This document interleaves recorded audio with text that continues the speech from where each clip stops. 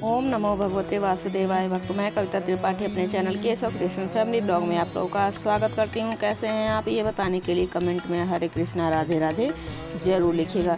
देखिए, आज मैं वीडियो लेकर आई हूँ पाप मोचनी एकादशी की व्रत कथा, जिसको सुनने व पढ़ने मात्र से 1000 गौ के दान के बराबर का फल मिलता है।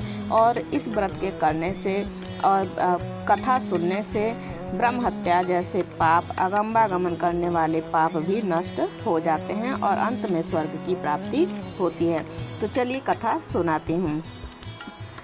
प्राचीन समय में एक चैत्र रथ वन में अप्सराएं वास करती थी। वहाँ हर समय बसंत रहता था। उस वन में एक मेधावी नामक मुनि तपस्या करते थे। वे शिव भक्त थे। एक दिन मंजू घोषा नामक एक अप्सरा उनको मोहित करने के लिए सितार बजाकर मधुर मधुर गाने गाने लगी। उस समय शिव के शत्रु अनंग कामदेव भी शिव भक्त मेधावी मुनि को जीतने के लिए तैयार हुए। कामदेव ने उस सुंदर अप्सरा के भ्रू को धनुष बनाया, कटाक्ष को उसकी प्रत्यंचा डोरी बनाई, उसके नेत्रों को उसने संकेत बनाया और पूंछों को पूरी बनाया। उस मंजू घोषा अप्सरा को सेनापति बनाया। इस तरह कामदेव अपने शत्रु भक्त को जीतने को तैयार हुए। इस समय मेधावी मुनि भी युवा तथा हष्ट पुष्ट थे। उन्होंने यज्ञोपवीत तथा दंड धारण कर रखा था। उन मुनि को देखकर मंजूघोषा ने धीरे धीरे मधुरवाणी से वीणा पर गाना शुरू किया। मेधावी मुनि भी मंजूघोषा के मधुर गान पर तथा उसके सौंदर्य पर मोहित हो गए। वह अप्सरा उन मुनि को कामदेव से पीड़ित जानकर आलिंगन करने लगी। वह मुनि उसके सौंदर्य पर मोहित होकर शिव रहस्य को भूल गए और काम के वशीभूत होने के कारण उन्हें दिन रात्रि का कुछ भी ध्यान न रहा। एक दिन मंजू घोषा उस मुनि से बोली, हे मुनि, अब मुझे बहुत समय हो गया है, स्वर्ग जाने की आज्ञा दीजिए। उस अप्सरा के ऐसे वचनों को सुनकर मुनि बोले, हे सुंदरी, तू तो आज ही इस संध्या को आई है, अभी प्रातः काल ठहरो।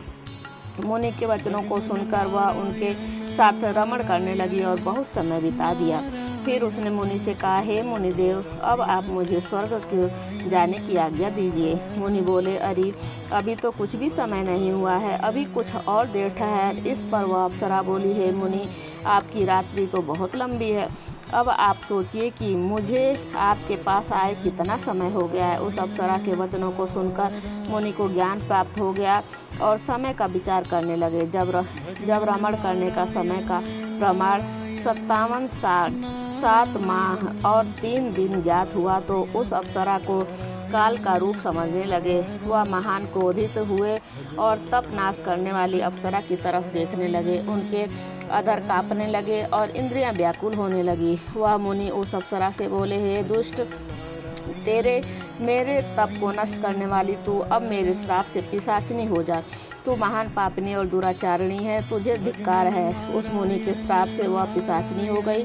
तब वह बोली, हे मुनि, अब मुझ पर क्रोध को त्याग कर प्रसन्न हो जाओ और इस श्राप से निवारण कीजिए। तब मुनि को कुछ शांति मिली और पिशाचिनी से बोले, रे दुष्ट, मैं श्राप से छूटने का उपाय बतलाता हूँ। चैत्र माह के कृष्ण पक्ष की जो एकादशी है उसका नाम पाप मोचनी है।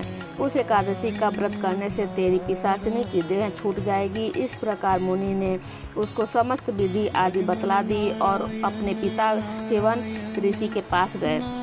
च्यवन ऋषि अपने पुत्र को देखकर बोले, रे पुत्र, तूने यह क्या किया, तेरे समस्त तप नष्ट हो गए हैं। मेधावी बोले, हे पिताजी, मैंने बहुत बड़ा पाप किया है, आप उसके छूटने का कोई उपाय बतलाइए। च्यवन ऋषि बोले, हे तात, तुम चैत्र माह के कृष्ण पक्ष को पाप मोचनी नाम की एकादशी का विधि तथा भक्ति पूर्वक व्रत करो। वचनों को सुनकर मेधावी ऋषि ने पाप मोचनी एकादशी का विधि पूर्वक उपवास किया। उसके प्रभाव से इनके समस्त पाप नष्ट हो गए। मंजू घोषा अप्सरा भी पाप मोचनी एकादशी का व्रत करने से पिशाचिनी की देह से छूट गई और सुंदर रूप धारण करके स्वर्गलोक को चली गई।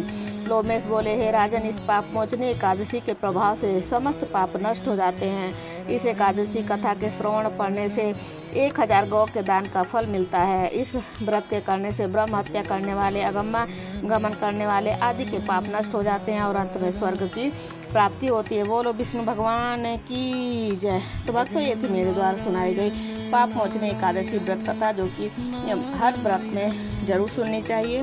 जो पसंद आती है तो प्लीज़ मेरे चैनल को लाइक शेयर सब्सक्राइब कीजिएगा। चलिए मिलती हूँ अगली वीडियो अगली जानकारी के साथ। हरे कृष्णा, राधे राधे।